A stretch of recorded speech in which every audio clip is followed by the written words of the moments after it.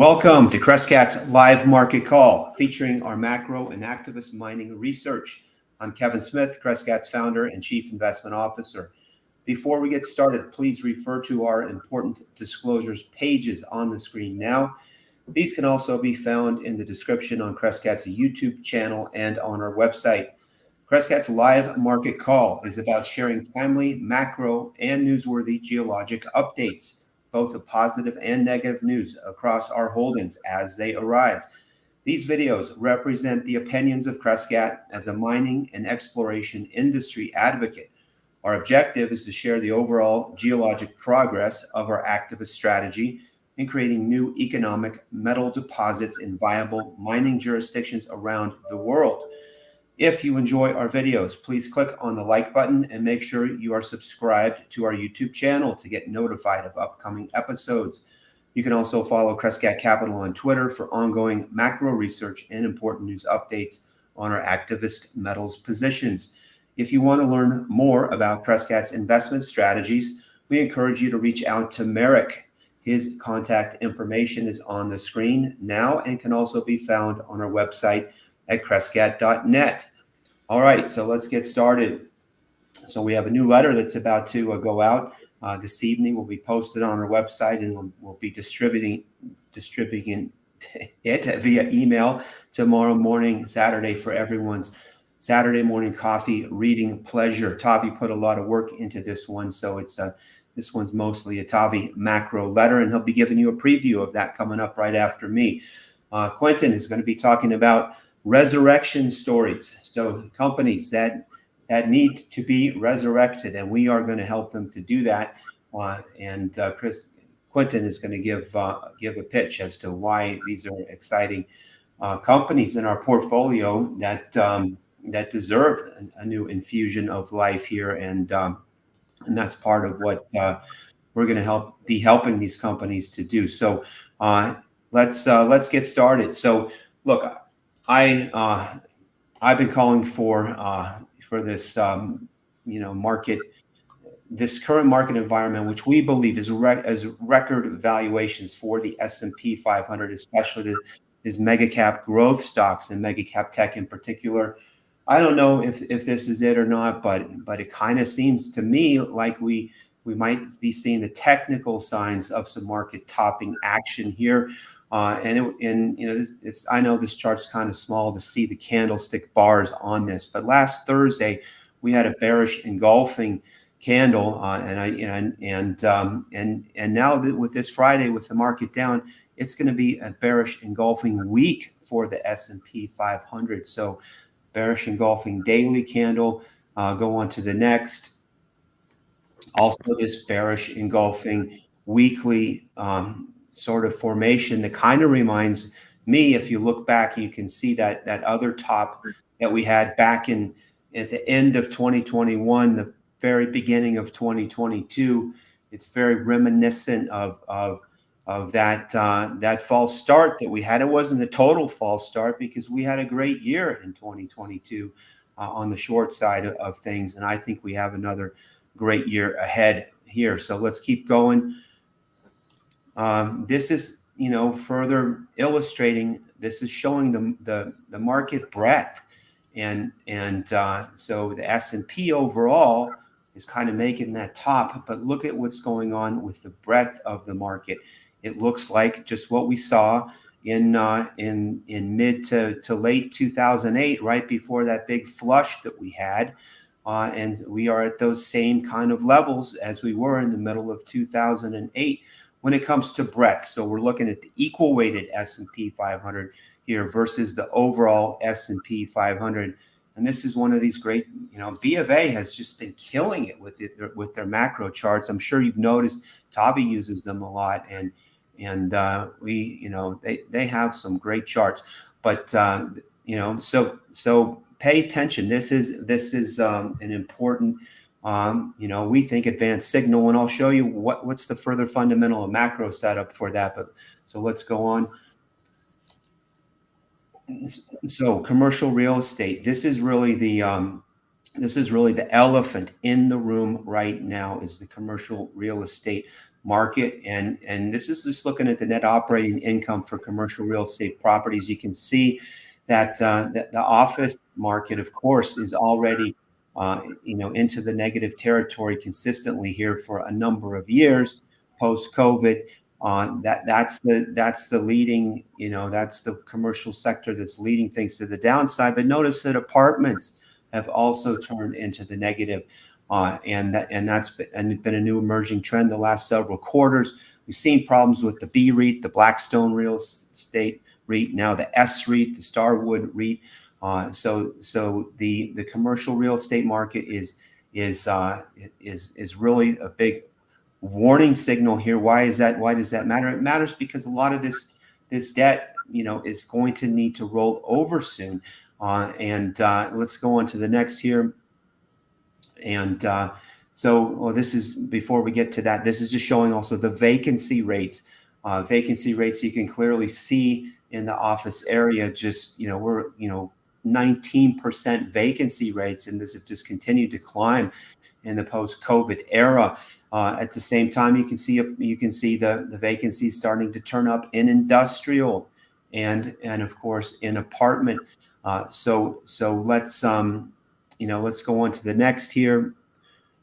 So what's going on? How come we don't have the delinquencies showing up yet in commercial real estate loans? And this is what everyone is worried about, that we're going to start to see defaults and delinquencies. That's why the massive redemptions going on at the B REIT and the S REIT. Investors trying to get their money out ahead of this, and these funds have had to throw up gates, I believe. But here, you've heard Jamie Dimon talk about it, and of course, the guy who runs Starwood, blanking on his name right now, but so you got the watch list. Look at how the watch list for delinquencies is the watch list for commercial loans has been substantially on the rise, but we haven't seen the delinquencies yet. Normally, the delinquencies, then the defaults, but the watch list is the advanced indicator here, and we've already shown you what the underlying fundamental problems are. The problems are interest rates are substantially higher than in this cycle. The Fed has been forced to hike rates to fight inflation, and the commercial real estate market is the one that is about to feel the pinch. Let's keep going here.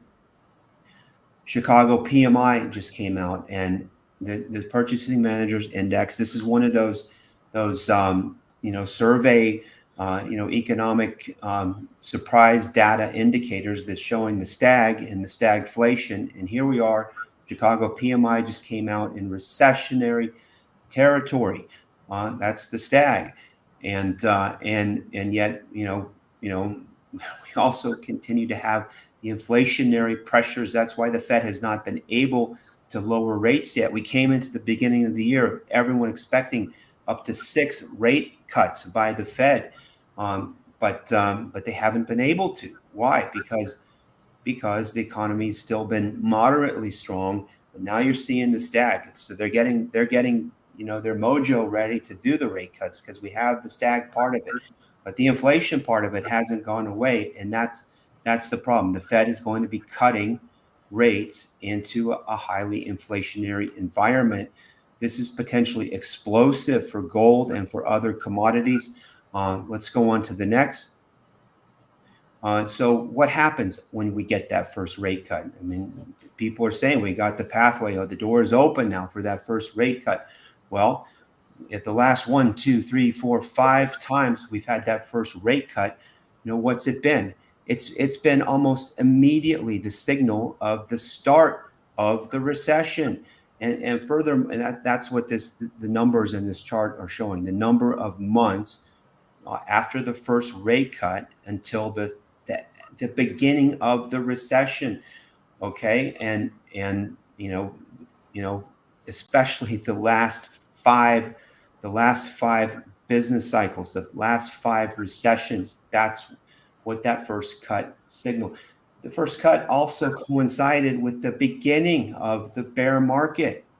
It wasn't the beginning of great times and new bull market ahead. No, that first cut coincided with the beginning of the bear market and the onset of the recession.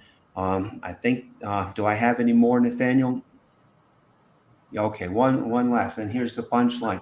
So we all know, and Tavi's going to give you the whole macro presentation preview of our letter for why hard assets, why this is the best macro setup that we've ever seen in our careers for a major hard asset bull market.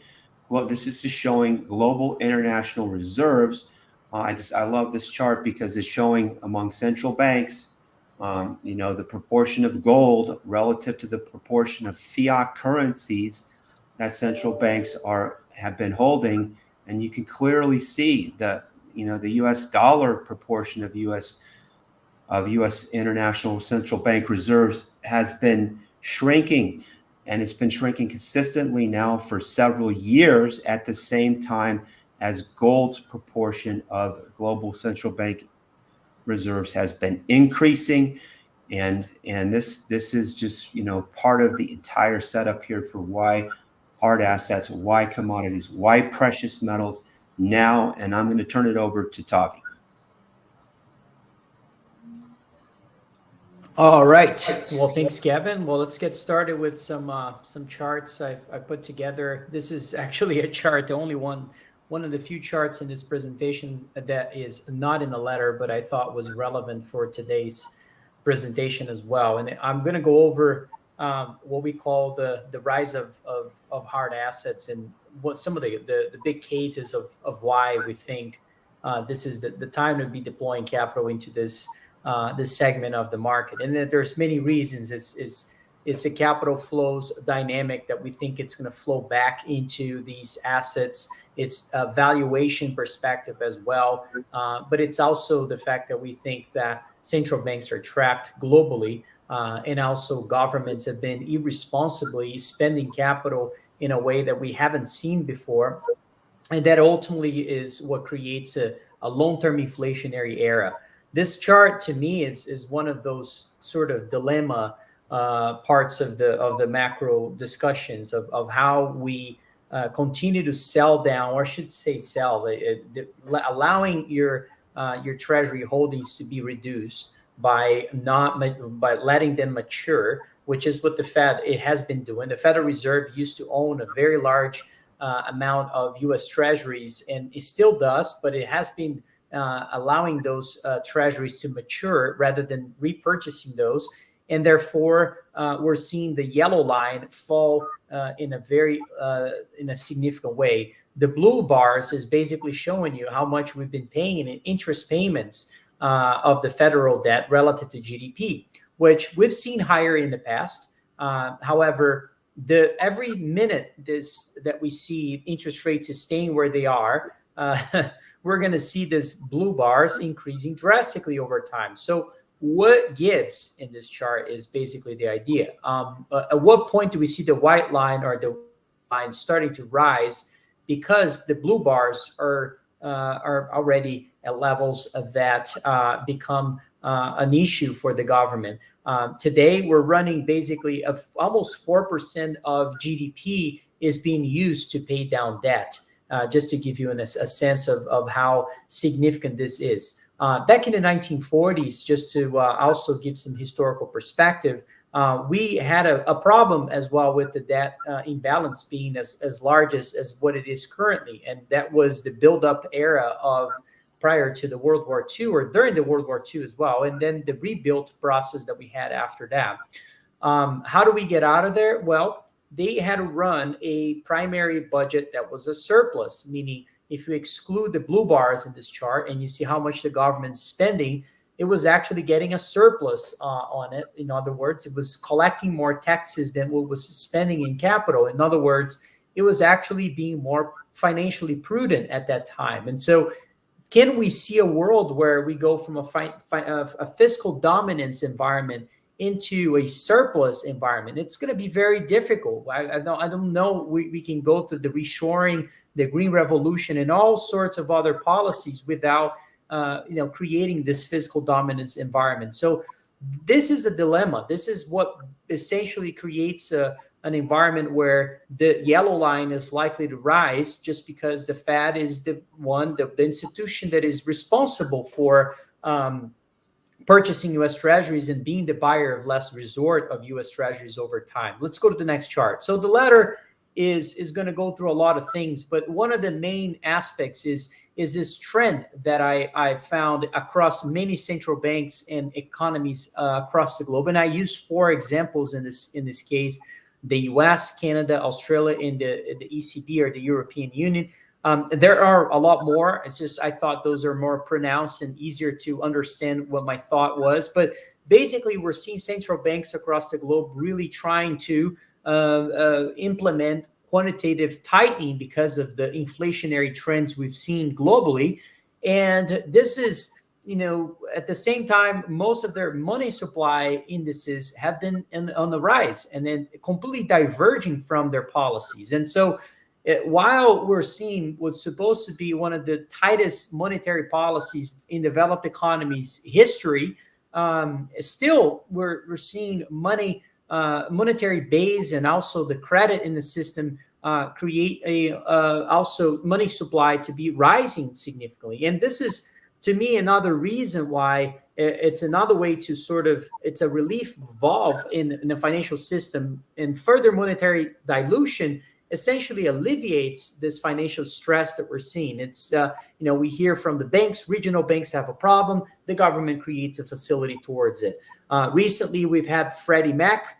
Kevin was talking about real estate. What I find interesting is that, what we have to be working under the assumption that rules will be changed, just like they did in 08, which 08 to me was a big change in the macro environment, where we've had some of those mortgage-backed securities and also some of those agreements that were made back in those days that was illegal at the time to be changed, and the government was able to change. Back in 2020, when we had the junk bonds illiquidity event, if you recall, when the COVID recession was at its worst levels and caused a total lack of liquidity that completely dried out across most of the corporate bonds, guess what the Federal Reserve did? They created a facility to buy those instruments. Now, we did the same with recently in 2023, in March, when we had the SVB and the other banks, regional banks. Guess what they did? They created another facility to take care of that. So this is why the white line continues to rise, is because almost no issues are allowed to happen. We're in this environment where it's almost like a banana republic. I can't believe that we're all seeing this happen, and we still need to make a case and write a letter about why do we invest in hard assets. To me, that's just a sign of the times, to be quite honest. Let's go to the next slide. And so here's an interesting idea, and I probably use red and yellow for a reason, because we're looking at the Big Mac index. It basically looks at across different countries of how much it costs to buy a Big Mac in different parts of the world in US dollars. And so this is and then what I realized is when I was looking at this and I was looking at different countries, is that I realized there was a lot of developed economies that had a higher cost for a Big Mac than the less developed ones. And look, I am from Brazil. I go to Brazil every year, sometimes multiple times of the year. And what I realized is that for the first time at least in my lifetime, I'm seeing the cost of living in the US being more expensive than living in Brazil. And not only from a dollar perspective, you may say, well, that's because of the currency. Not really. I've been in Brazil many times, and I've never seen the cost of buying clothing, the cost of rent, the cost of going out to eat, all these little things that add up to your cost of living in a developed market are certainly in a level that I've never seen before in the US. And while you can see Europe being actually one of the largest ones, Switzerland certainly should be there, but Europe also at one of the largest ones, as you can see. I would say that the U.S. is even more pronounced than what I've seen so far. Canada certainly is in that camp of things are extremely expensive, and cost of living is certainly have gone up significantly relative to other places in the world. And I'm not here to say that the cost of living for Brazil and other emerging markets are really cheap, but I'm here to say that this is, this is a very important aspect. This changes. And if you go back in history and you think, okay, when was the last time we've seen a Big Mac cost more in Brazil or any other place in in South Asia or South America, relative to a developed market? Well, that was in the early 2000s, and this has to do with the commodity markets. There's a lot of things that are involved with this, the cost of a Big Mac or the cost of inflation overall. And the main reason for this, it has to do with the fact that when you have a commodity markets that is very favorable and you see the currency of emerging markets doing better, you tend to see also a more controllable environment of inflation. And that's why you see those emerging markets doing better when it comes to being capable of dealing with inflation in a much better fashion than developed markets. What worries me today is the fact that the governments in most developed markets are actually not facing this inflation problem with the same degree that they should be, in the same way in terms of being serious with the problems that we have than most emerging markets. And therefore, why we're seeing some of those currency or FX movements that we're seeing recently with Brazilian markets and Mexican peso actually doing better than most developed economies. And so those are all important things happening globally. And this Big Mac index is just a way of actually expressing that opinion. Let's go to the next chart. And so you can see in this chart, there's a Chinese gold rush that I called in this title of this chart, which basically really is just China accumulating gold in exchange for U.S. treasuries, as you can see here. And this is an important aspect, as you can see. A lot of economies are being forced to improve the quality of their international reserves, as we tend to see historically. When most of those institutions and the federal, or I should say central banks overall, start to really accumulate gold, this is the time when we tend to see other more traditional institutions that allocate capital to follow along ultimately. And the same way we saw back in the 80s and the late 70s when actually central banks have started to buy treasuries, we're probably going to be see the same aspect today. And so I'm paying close attention to this chart.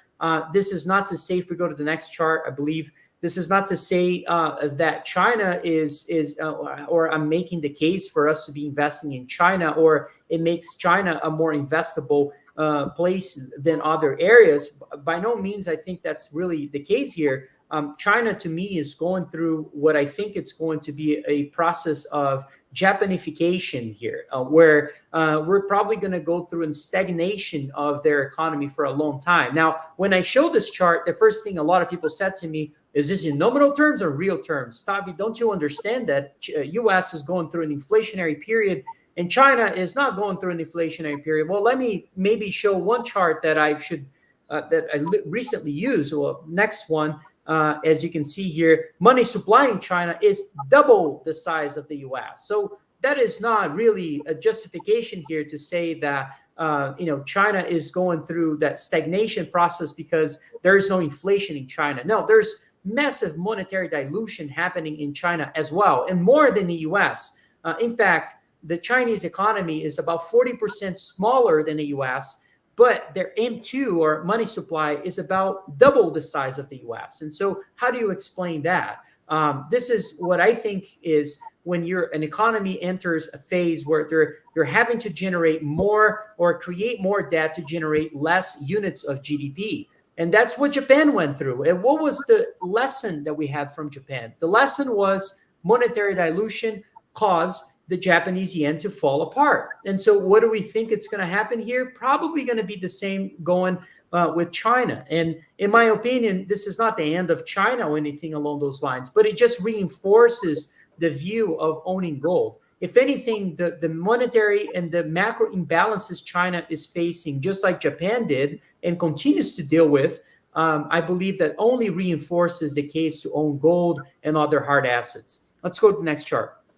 And so you can see here an interesting technical chart, but also even you can make a more of a macro case here as well, looking at commodity prices relative to U.S. Treasuries. Well, Treasuries return something in terms of yield, and commodities are only returning something in terms of the price. As you can see, it tends to actually underperform Treasuries throughout history, but it's quite remarkable that we tend to see some periods where commodities outperform Treasuries, and those tend to be during periods when we have inflation. And more importantly, these issues with hard assets, which we tend to see hard assets outperform financial assets, particularly at times when financial assets are extremely overvalued.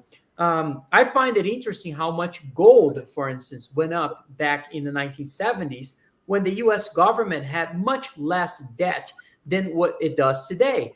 And at that period, it allowed the US government to let interest rates rise as much as they did back in the 70s. Now, if gold had such an incredible decade, not only gold, but silver, copper, agricultural commodities, energy, had such an incredible period of performance in the 1970s, despite the fact that interest rates were rising as much as they did, what would have happened today where we do have some level of limitation of cost of capital rising, given the fact that we have such a large imbalance?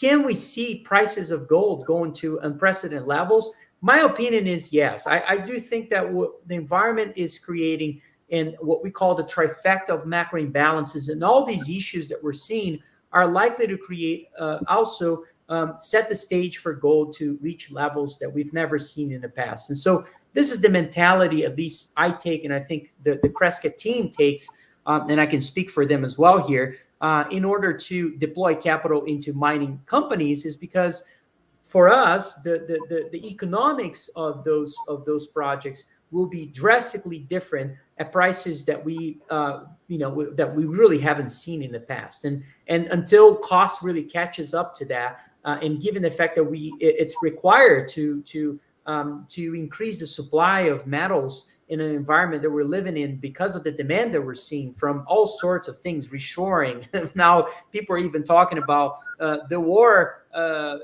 happening in places like the Middle East and Russia and Ukraine, causing the demand for copper, all sorts of things now being a tailwind for commodities overall. And to me, this is just just adding to the case of why we think why we made this shift towards investing in hard assets here at Crescat, and why we think that because of the duration of the metals and mining industry, it makes us even more relevant as a place to be focusing more in terms of capital and attention and the level of inefficiencies that we see. So let's go to the next chart.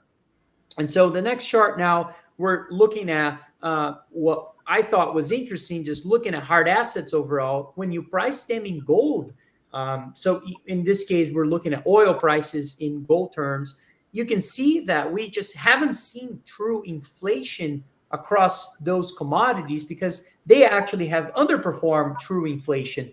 And so you can see that there are times in history when oil adjusted for gold prices reach very historical overvalue levels, and we're far from that. We're actually in the undervalue portion of this chart, as you can see in the green line that I provided there. And so to me, we're yet to see this push of commodities also adding pressure on inflation and consumer prices when these commodities start to really outperform gold. And also, I think goes to show of how commodities overall are really cheap relative to true inflation. And to me, it doesn't make the case for being bearish in gold by any means. If anything, it just makes the case for why I believe other commodities are so cheap. And while I'm using oil in this case, in this chart, you can also see the next chart, which shows agricultural commodities as well being in a downward trend, as you can see, for a long time. During that COVID recession, it sort of triggered actually a bull market that we had in agricultural commodities, all the way up to the peak of when the Russian invasion happened in Ukraine. And more recently, we've had gold prices surge, but actually agricultural commodities fall. And I know we made this point before, but today was a great example. Right after the numbers of PCE came out, and we started to see, the numbers came out a little cooler than expected. Then immediately we've had, inflation cooling, but metals are surging. The irony of that is remarkable to me as well, because obviously metals are telling us a very different story than the media is telling us as well, and also a lot of government numbers too. But let's go to the next chart. You can see what fixes those problems is usually increasing supply of commodities. But the problem is we're just not seeing that. And the main reason for that, especially in the metal side, has to do with the fact that companies have just not spent enough. And usually there's a lag in this dynamic of producers' capex. They usually wait until metal prices reach more sustainable levels, sustainably higher levels, in order to start spending capital. And we just haven't seen today. Metal prices are certainly sustainably higher than they were back in other times in history. But the capex from producers is just so far away from where metal prices are today. And you can see that this chart is actually lagging the bread line by 2 years. And even with that, we're just so far away from that. And I think there are many reasons for that. Potentially the fact that we're seeing the access for capital being so difficult. But again, if you think about the duration of the metals and mining industry, because of how long it takes to go from discovery to a producing asset. And when I look at a chart like this, it just gives me even more conviction that this cycle for mining will probably take longer than prior cycles that we've had in the past, in which, to me, only reinforces this idea of deploying even more capital into companies that are smaller, that are more illiquid, but also offer potentially a higher upside, particularly at a time when people like to say that the best trades are the ones that you put it on when you're shaking. And I think I was telling Kevin a few weeks ago, is there anything that makes you shake the most than deploying the whole into an industry that nobody likes it, nobody really spends any time trying to understand?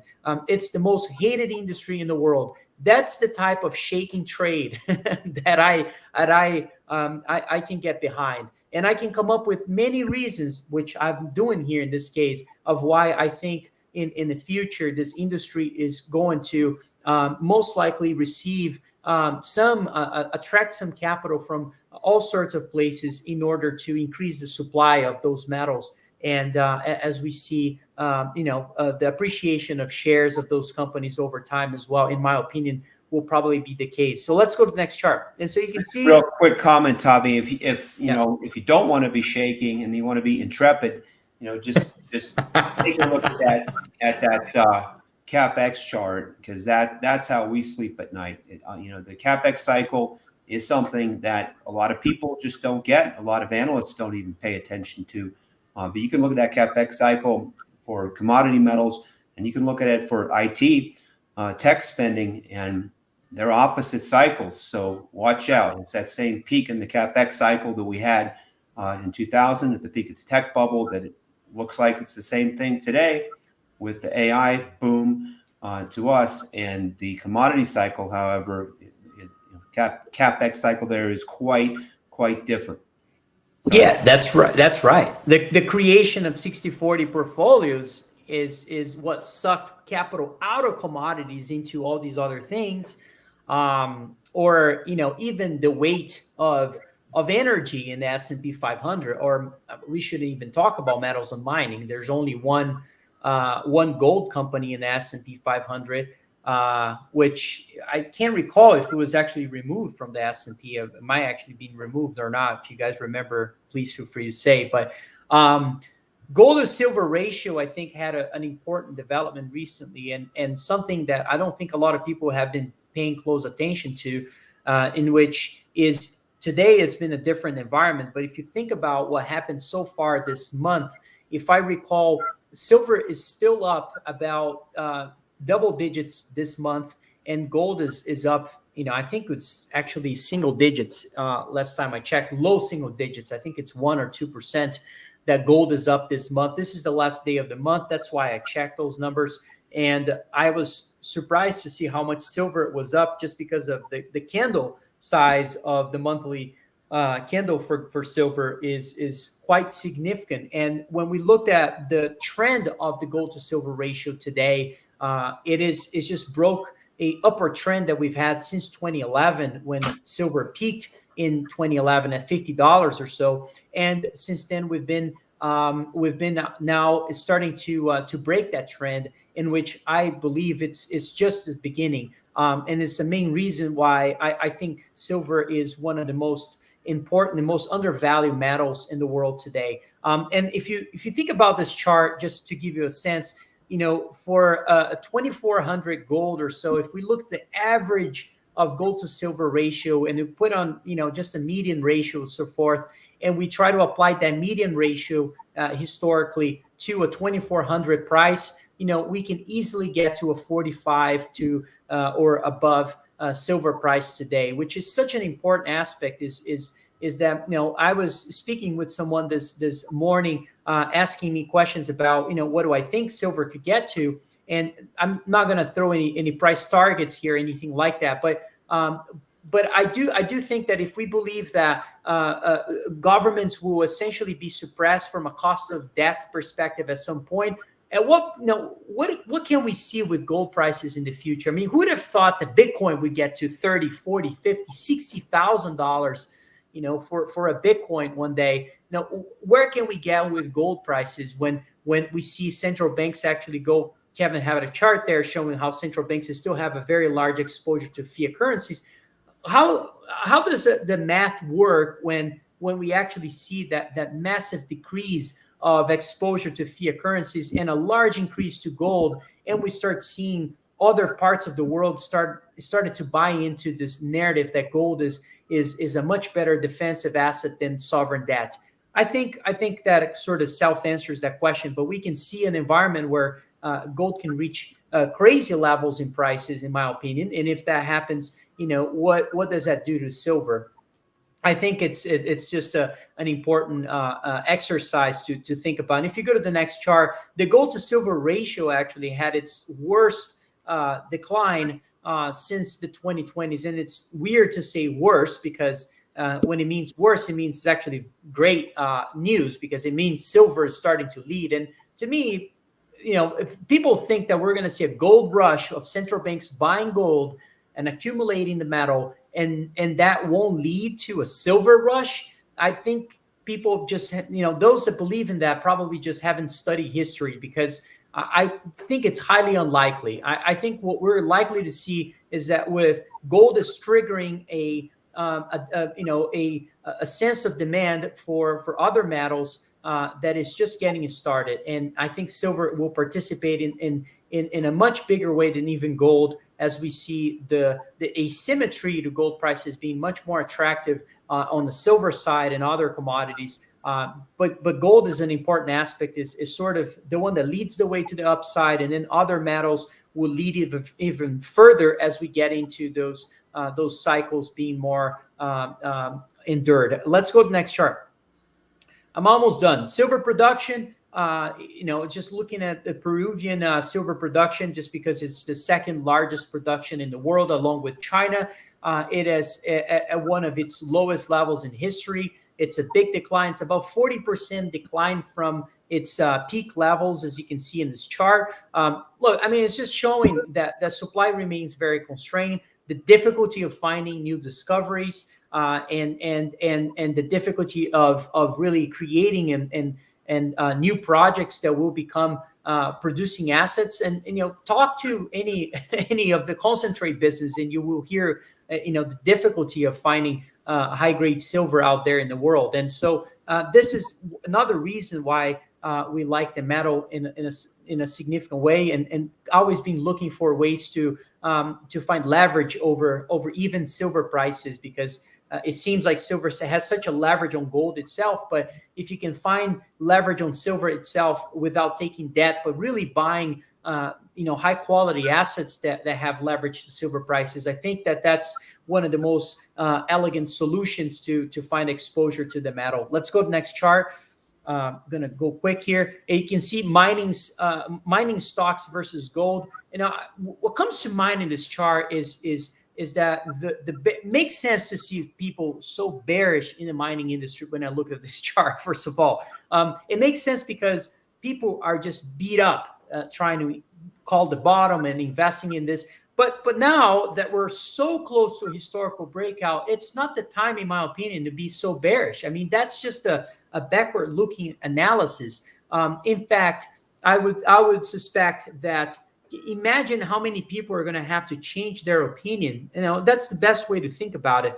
If this ratio begins to really outperform, meaning if mining stocks begin to really outperform gold, we're probably going to see a new wave of experts of mining, in which have in the last 3 to 5 years have really neglected investing in the space. And so, to me, that potential for a shift of narrative is one of the things that attracts me the most to this industry. And every time something goes up a lot, we tend to see all these new experts come along. And we're yet to see the mining experts that will come out of this cycle, in my opinion. And so, but the opportunity for that shift and the opportunity for the capital shift is, to me, one of the best ones that I've seen. And so I'm very focused on this because I'm starting to see mining stocks do better than gold in days that gold is not doing very well. And that, to me, is a step on the right direction.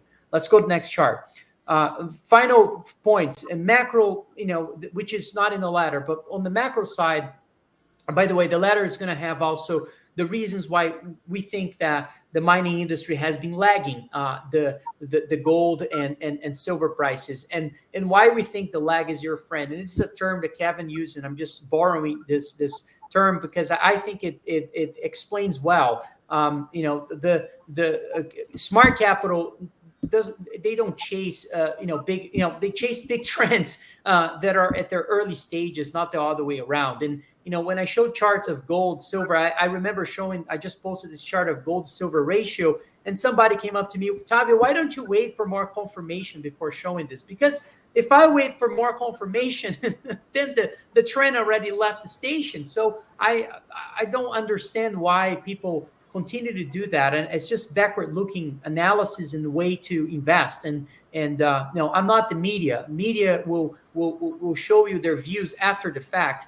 Investors need to act before that, and that's I think that's what makes a successful investor. Nonetheless, this is a chart that I think is important. It's basically looking at estimated number of Fed cuts by December 2024, and if you recall, there were 7 rate cuts already priced in the markets back in January of this year. And today it's basically one. It's one of the highest levels, as you can see, which shows that it is one of the lowest amounts of cuts being priced in the curve. So we basically went from, we're going to see a full recession, we're going to see lots of Fed cuts, to now it's not as bad, and that speaks to me about complacency and also the risk of not only elections and all sorts of things that are happening in the treasury curve. With 10-year yields rising, to me, the higher they go, the higher the probability of a recession,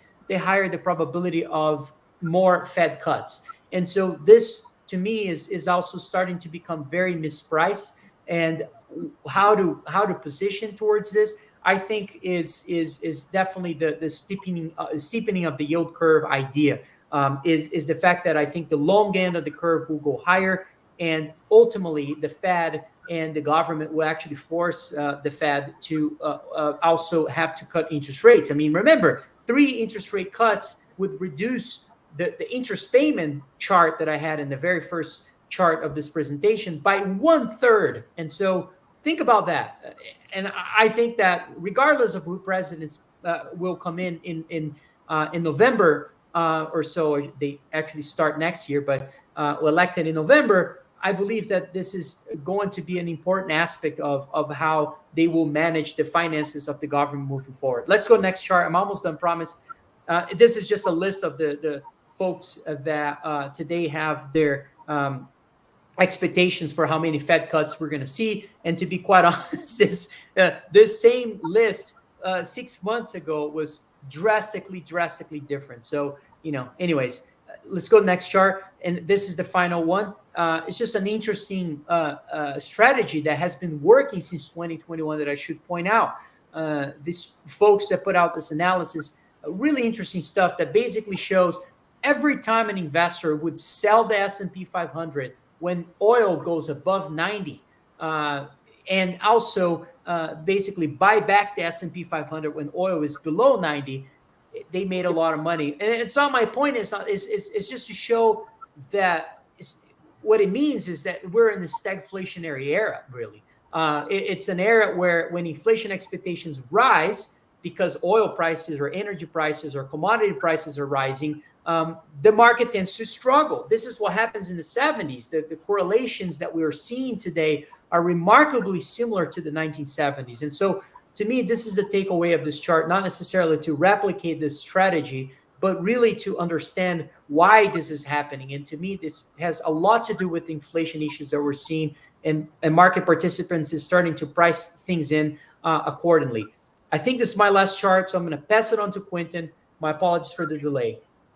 No problem. All right. I'm kind of following up on, and look, we make slides independent of one another. I have no idea what Tavi's making or Kevin's making, but in a bull market, it's the craziest thing. But human nature is, to fret about pullbacks, especially when you see commodities pull back like today. You think, oh my gosh, here we go again. We're going to go back into the doldrums like we were a couple of months ago. And it's really about climbing the wall of worry. In a bull market, you climb the wall of worry.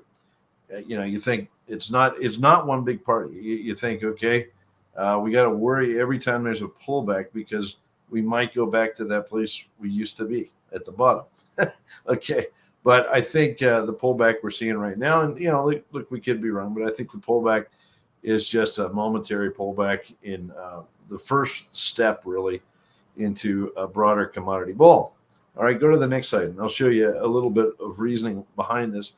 This is just a quick snapshot, shows the silver price over the past year, daily candles, and you can see there's a 50-day moving average there in orange. Silver price is currently well above the 50-day moving average. Okay, it would make sense for it to pull back a wee bit, kind of catch its breath. Where that is, don't know. Maybe it goes down to 28.50 or 29 or something, and then it bounces and goes back up again. Look at what it did early May. It pulled back from around $30. I think it touched that in April sometime, and then it pulled back down to 26. And everybody's like, "Oh, they're kicking the dog and sweating bullets," and then boom, she takes off again. Probably going to happen again. Let's look at the next one. Zinc, funny enough, is showing a similar pattern to silver. It's way above the 50-day moving average.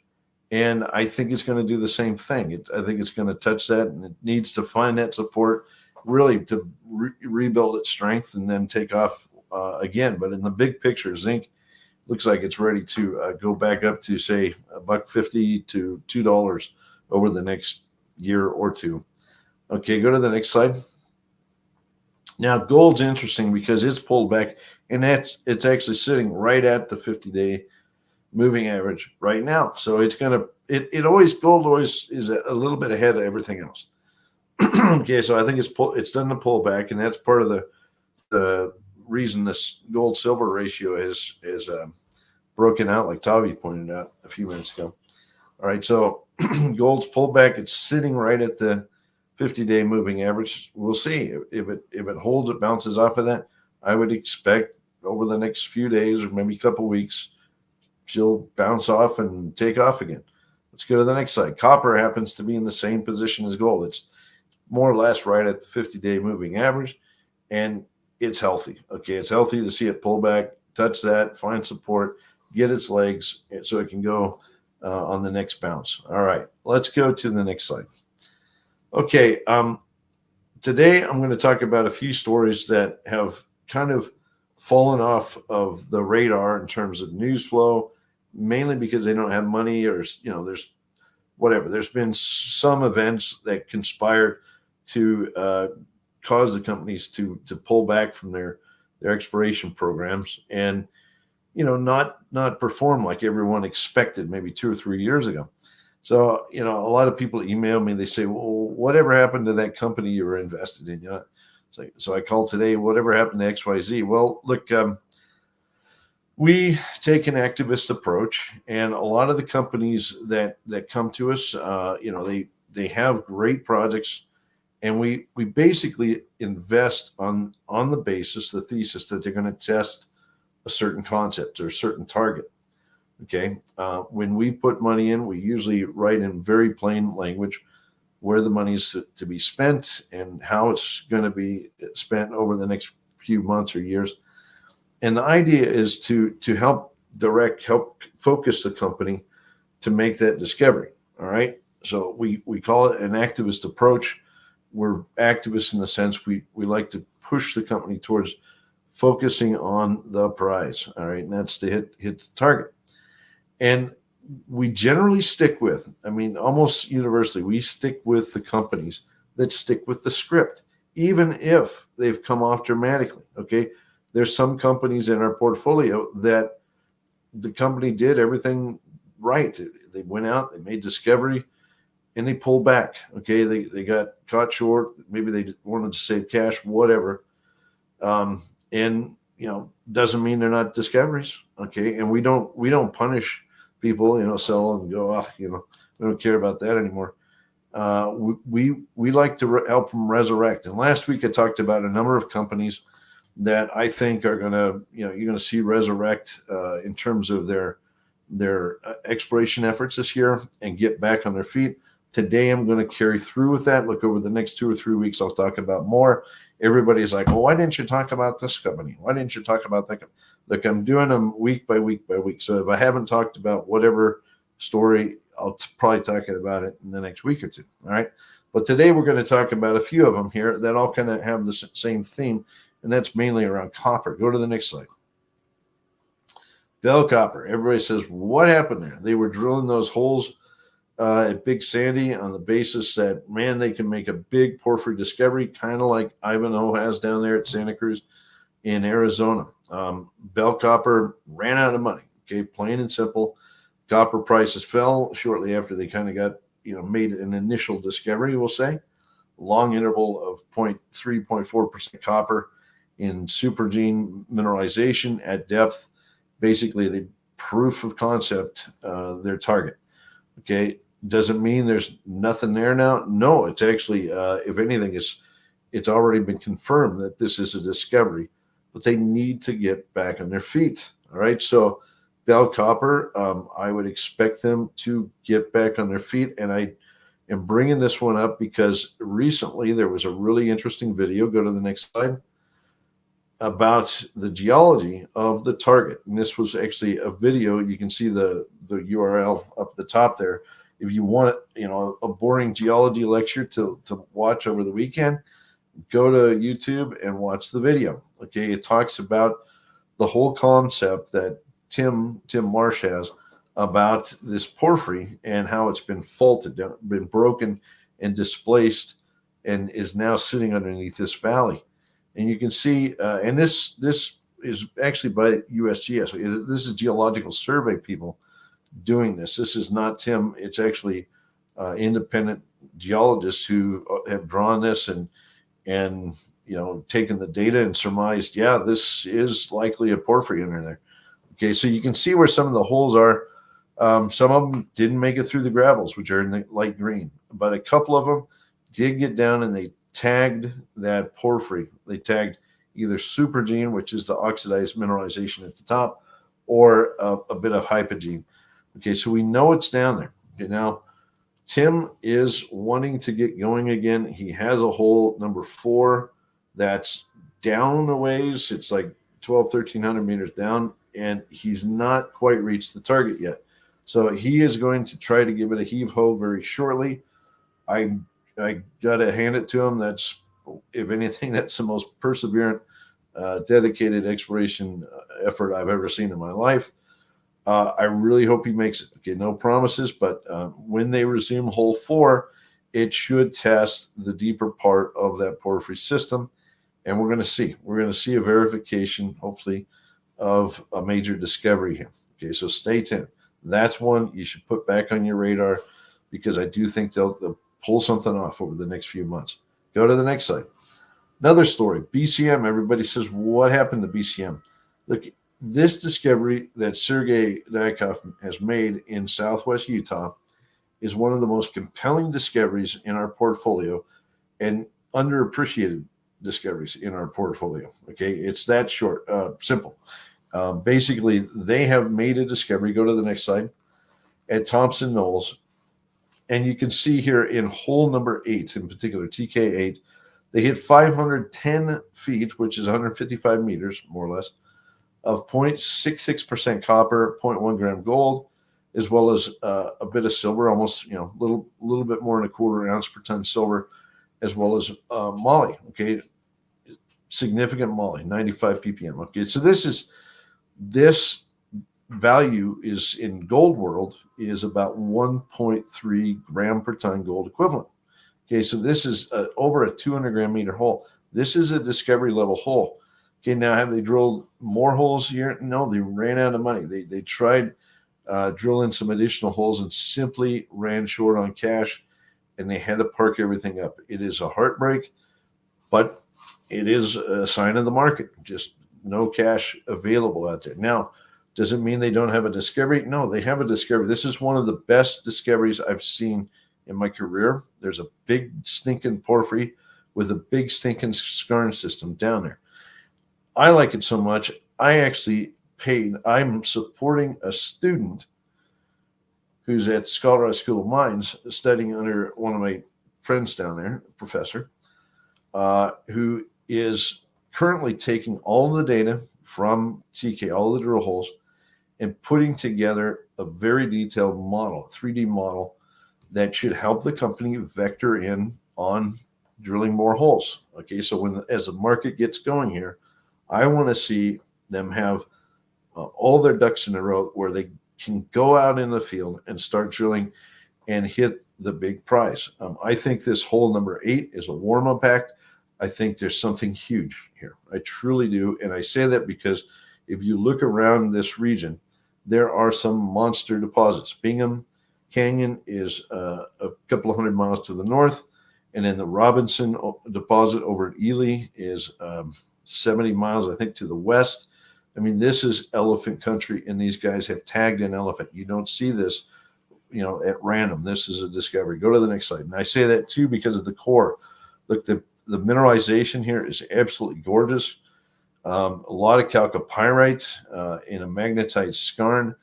This is truly, without sounding misogynistic, this is a man's deposit. This is a manly discovery. Okay, this is the kind of discovery anybody should get excited about, and they've made it hands down. Okay, massive magnetite with sulfides, including chalcopyrite, etc. They have made the discovery. Think about where they were when they started, when we first invested.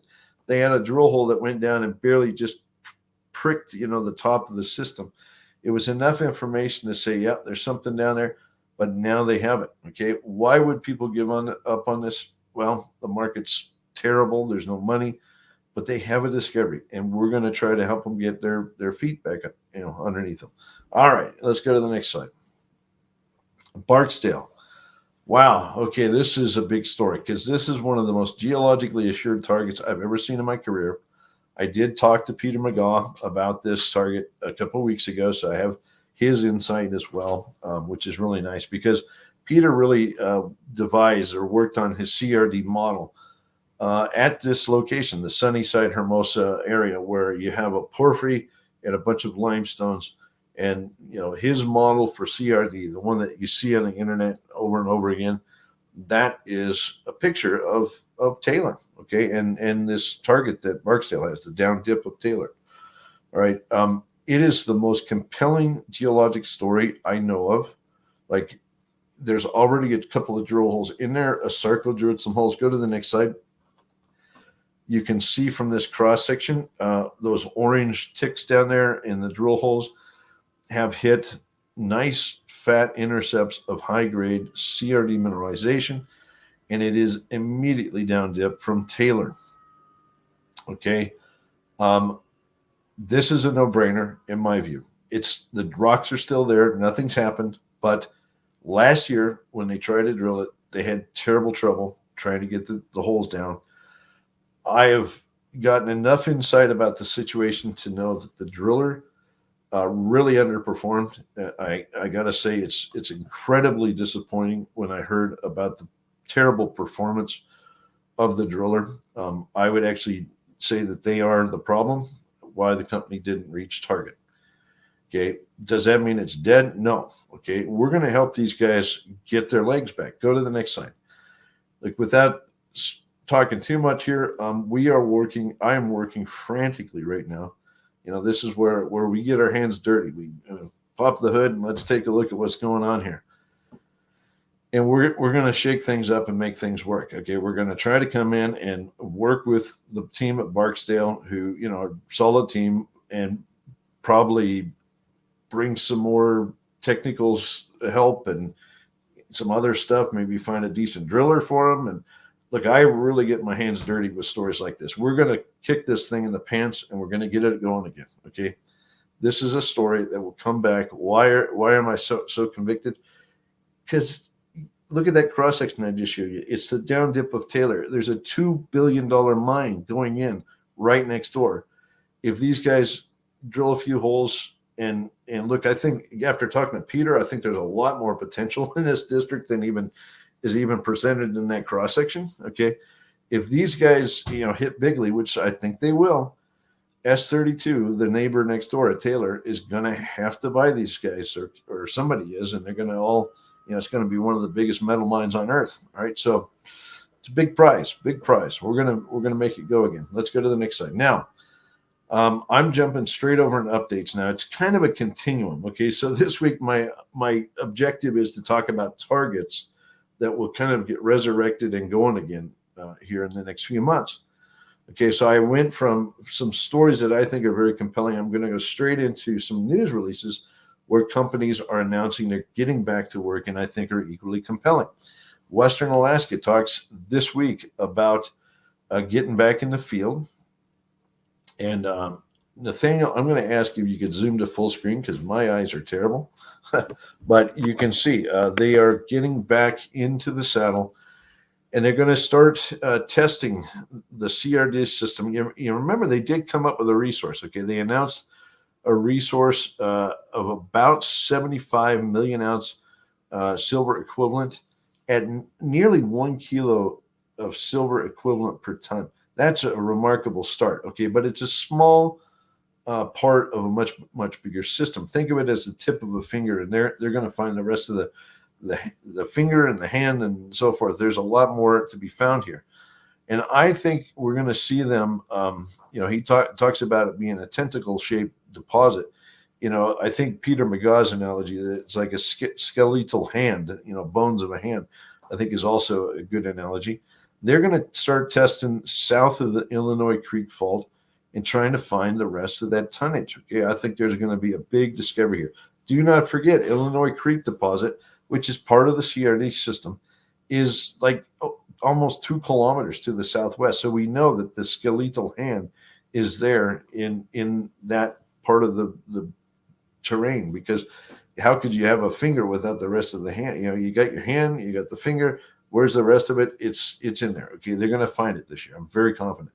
They're cashed up. Let's wish them luck. There is a beautiful video you guys should watch. There's the link down at the bottom. It's Peter McGaw. Again, Peter's name comes up a lot in CRDs. He's their advisor, and he gives an overview of what they have and what they're doing. Okay, so I really highly recommend you watch that over the weekend. Go to the next slide. Okay, Fathom Nickel put out results from Goshager Lake this week. Some really sturdy results. You can see 7.4 meters at about 1.7 or 8 combined percentage combined nickel copper with a bit of cobalt as well.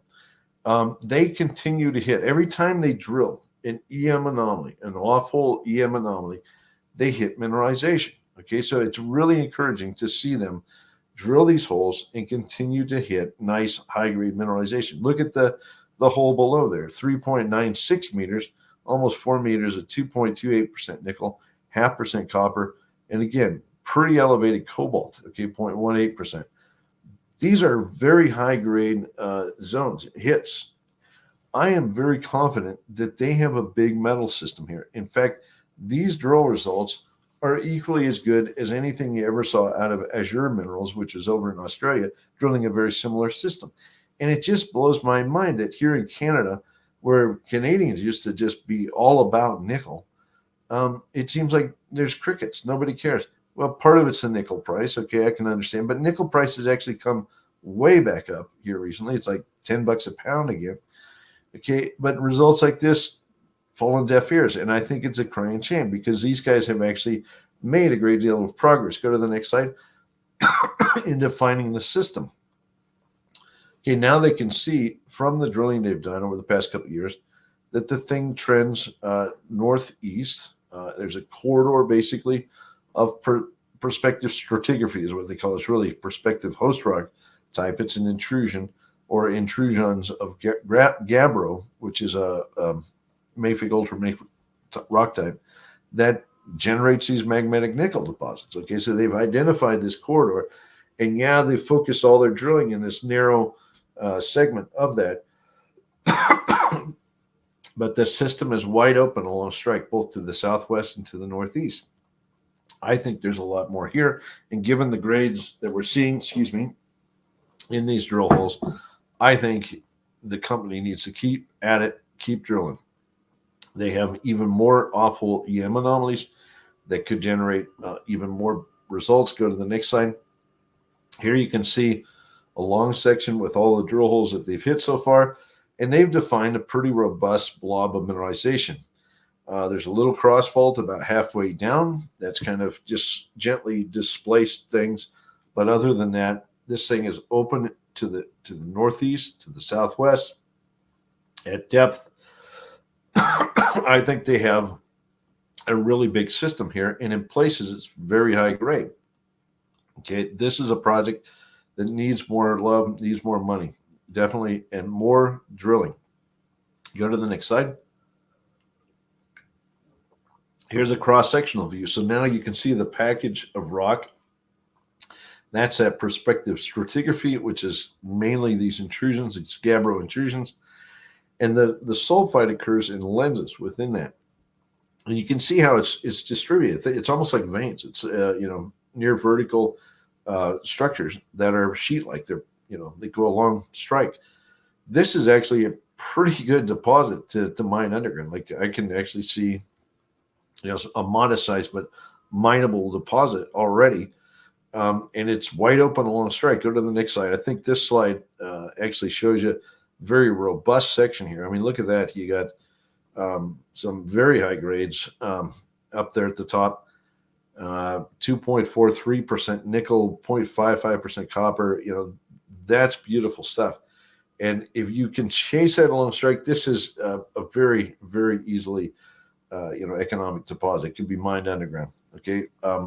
Do they have it? Yes, I think they do. I think they need to be a little bit bolder in testing along strike. Okay. Because if they step out a few hundred meters this way and that way, and they start to see this stuff hang together over a longer strike, or they see a fatter zone or whatever, this thing could take off very, very quickly. Okay, so I love this project. I love the results they've gotten to date, and I think they need to continue. Let's go to the next slide.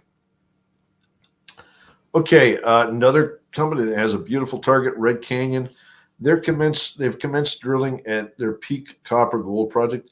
I didn't talk about Peak in detail a couple of weeks ago when I first talked about Red Canyon, but it is the favorite of the team in the company. Okay, so Wendell and Alistair really like the Peak Copper Gold project.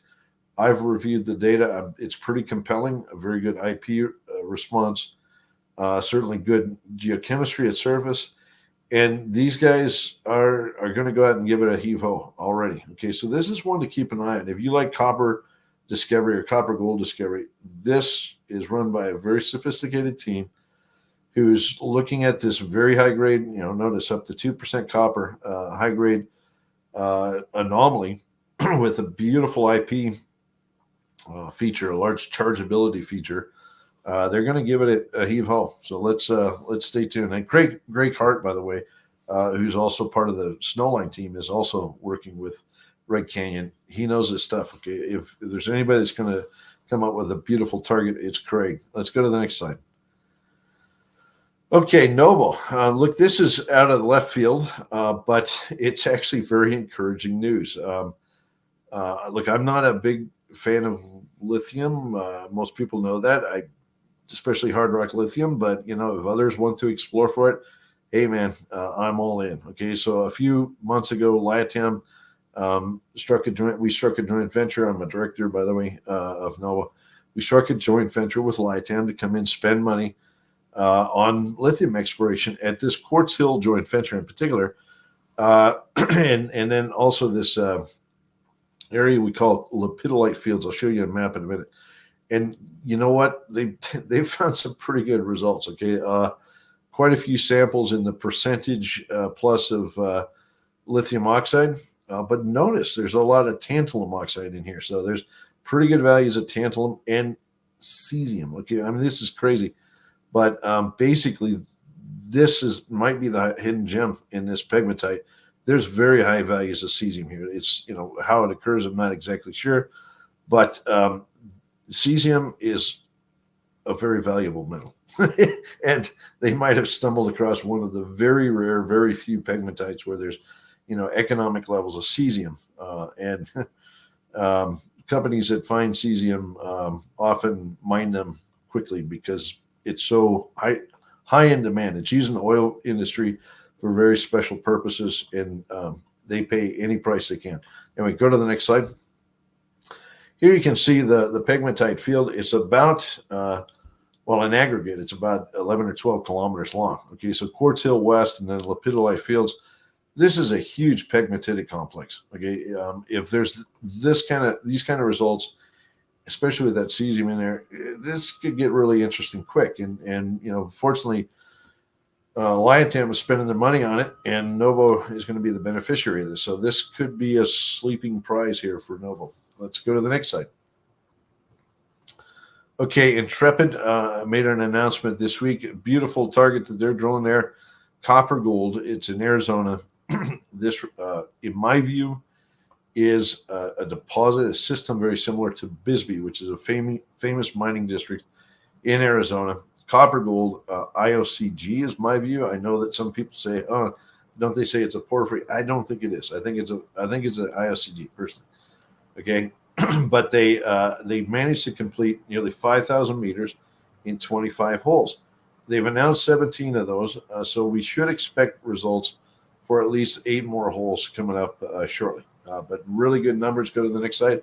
So far, you can see many of these holes, if we converted these to gold equivalent, basically everything on this list just about, I think, is, everything is well over 100 gram meter gold equivalent.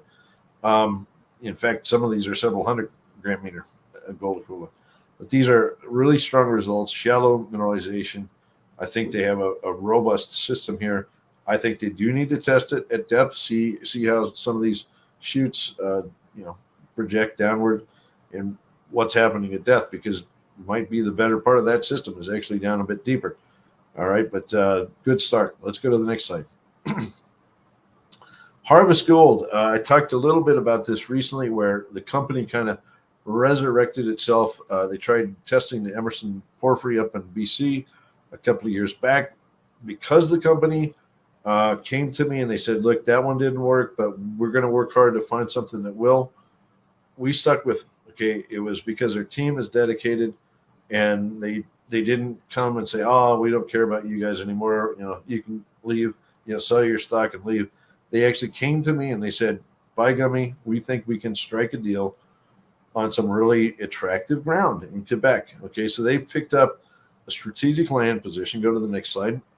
In Quebec, due west of the area where Windfall and the Berry deposit. Windfall, of course, huge notoriety lately with Cisco in this area, drilling away major gold discovery. Well, notice those green belts of rock. They project westward, okay? Yeah, they're kind of broken up by the pink granites. That's typical. You know, you often get granite intrusions kind of chopping up the greenstones. But boy, when you jump over and you look at this terrain over to the west, and you think that's never seen much exploration at all, I think these guys have a pretty good shot of finding, making discovery here. Now, that urban barrier area is really interesting because there's a lot of that shows up as being pink, like there's no greenstone there. Well, there's a lot of glacial till here, and the magnetic data that they have actually suggests otherwise. So let's go to the next slide. So they did some work here recently, and this is go back just a second. I gotta I put the slides in the wrong order. We're going to go to the Mousseau project first. Okay, so it's the one on the far left. Okay, you can see over there. And then we'll look at that urban berry. All right, go to the next slide. So here's Mousseau. Magnetic suggests very finely banded rocks, classic greenstone. Okay, so they have just an absolute ton, an ocean of greenstone terrain to explore here. They've got something like 12 or 15 linear kilometers of strike along this belt. Lots of gold anomalies. You know, these are data that are derived from databases in the government, but there's a lot of gold showings in this terrain. These guys have a very fertile area. This reminds me of back in the period, say about 25, 30 years ago in Australia, where the folks in Australia kind of migrated outwards into the eastern gold fields. They went progressively further and further to the east into more uncharted greenstone terrains, and they made phenomenal discoveries. Okay, so basically these guys have gone out, they've acquired these packages over greenstone. Now they've done the magnetics, and you can see wow, there's a bunch of greenstone there, and now they're going to go explore it. And I'm really happy to see a company jump in, do grassroots level work like this. Go to the next slide. Here we go. Here's the urban berry area. Remember when I said that pink is a bit deceiving? I think given all the linears that you see in here, much of this property is underlain by greenstone. So again, although there's no gold showings here because of the till, the glacial cover that's extensive over here, this looks ripe for discovery. Okay, so these guys have a really, really nice property to tackle, and we're going to be there to support them. Go to the next slide. Okay, red pine. Look, I got to hand it to Mikhail. He's come in to a very awkward situation where the previous CEO perhaps manipulated data, and it led to a very, very worrisome outcome. I mean, basically, they had to announce, the company had to announce that, well, a lot of the results that have been released over the past 10 years or so were falsified. A lot of the higher grade, especially, it sounds like. Okay. But I've tried to tell people over and over again, this project has been drilled for, going back for several decades here. So it's not like there's nothing here. Okay. There's actually a deposit here. And the company was actually continuing to drill this whole time. But this, handed to him for cleaning everything up. He got all that news out. And now they're starting to release news. And I would say, given his record at West Dome, this is not a guy that messes around. He's starting to reset the table, so to speak, for further announcements. And they've done a good job here. I mean, this, that's a 100 gram meter hole there. The one that you see, 5.58 gram per ton over 18.44 meter. You can see where it's located. It's right in the middle of the high grade. You can see the darker red, the high grade deposit at Surluga. And I think we have the company in capable hands. So even though the company's been through heck and back, okay, we are supportive of good people doing the right thing with money and a good deposit. All right. So there you go. All right. That's it for today. Right. So sorry, let me unmute myself. There you go. Well, thanks, Quentin. Appreciate for the great presentation. And guys, stay tuned for a letter that will be coming out here soon. Kevin had to go to a call, that's why he's not here. But stay tuned for a research letter that should be posted tomorrow. We'll be back next week as well. But if you have any questions regarding Crescat and how we've been deploying capital into the mining industry, I would highly suggest you to have a conversation with Merrick. The information's on the screen regarding his contact information, his name, his phone number, and also email address. If you enjoyed these videos, I suggest you to follow this channel on YouTube so you can get notified of our upcoming videos. But overall, this was a great week for us. This was a good month overall, despite this decline in silver prices. We're seeing the best monthly outperformance of the metal relative to gold since May of 2020, believe it or not. And this is a step in the right direction again. So very happy to see our thesis unfolding right in front of us. So we'll continue to do what we do, which is to find the best ways of investing in this industry moving forward. Again, if you have any questions, talk to Merrick. We'll be back next week. Thanks everybody for watching this. Thanks, Kevin. Thanks, Quentin. See you all in the next Friday presentation.